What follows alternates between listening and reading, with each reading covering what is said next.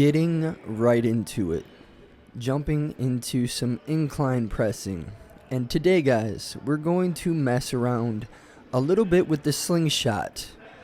Something that I've been doing on and off for the past few weeks. The slingshot is a fantastic way to handle a bit more poundage, especially when you're training without a spotter. It's a great way to get your bench up if you use it properly. I know a lot of guys that rely on it solely, and they kind of overuse it to where their body becomes acquainted with the slingshot, and when they don't have it, they're kind of weak. But I've been messing with it on and off with my pressing movements, incline and flat movements, alternating between doing barbell, for a week or two, and then going back and doing heavy dumbbell presses.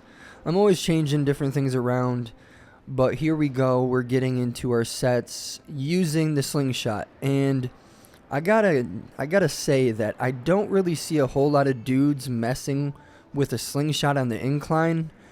Maybe I'm wrong. I just don't see it too often. And today my goal was to go up to 365. And as you will see here, I do end up failing on this set. Never ideal when you're messing around with an incline movement. And I try to throw the weight.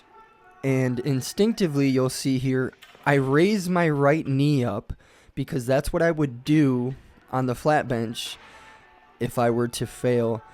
Instead of just throwing it past my knees, I don't know, I wasn't expecting to fail. And you can see the bruising when I finally make it back home. Regardless, we still had more pressing to do. Safe to say.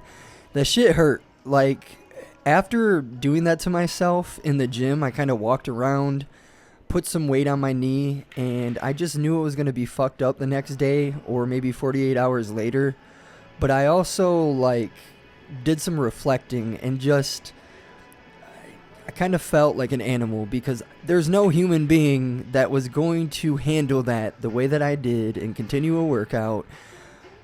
My knee, if you watch that in slow motion, I could have fucked my shit up. My knee buckled in slightly and I could have just broken a bone or anything like that. So I'm truly blessed to say that, even to this day, this video was filmed at least a week ago.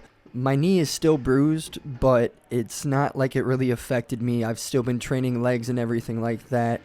But we're getting into 405 today. We thought it was a good idea. I thought it was a good idea to put 4 plates on and mess around with that with the slingshot.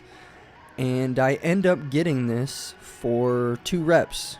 Maybe could have went for 3. I didn't have much of a sticking point looking at the footage to where in the near future, I may work up to 4 plates and try getting it for 3 reps, or maybe even just pausing it. But then again, I'm just getting really strong from using the slingshot.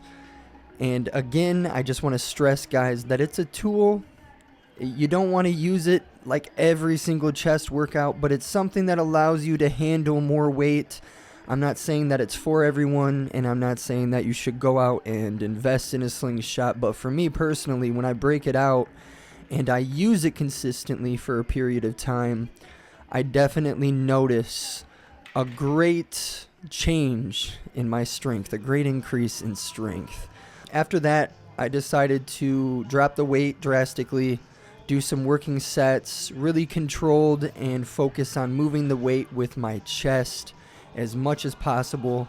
I've become very well acquainted with activating my chest on barbell movements. I know that some people have problems connecting with their chest in pressing with barbell movements.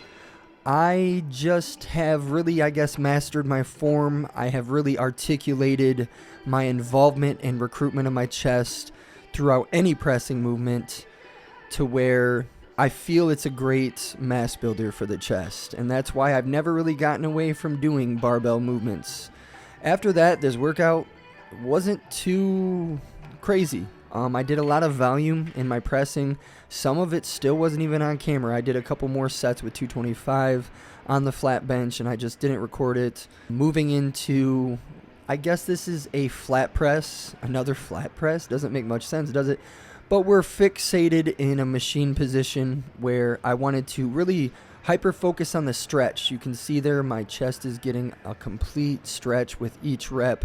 I'm going even further back than what I would comfortably normally do, but I definitely stuck with moderate weight for all of my sets of machine presses before going into a fly movement that you guys will see soon enough. One thing that I wanted to touch upon is injury prevention in my warm-ups before even going into a workout, right? Like I mentioned before that I have a little bit of mobility and dynamic stretching that I do along with some resistance band work that can last around 20-25 minutes before my sessions. But even before that, on the incline bench, and I had someone comment on my benching today in the gym, separate from this video, where they said, "Yo, Zach, I'm over here and I just did all my sets and you're still warming up on the bench." And I am definitely a person who takes their time to warm up. I am all about injury prevention, especially when I'm warming up to a heavy weight like 365 on the incline, just handling that regardless of whether or not I'm using a slingshot.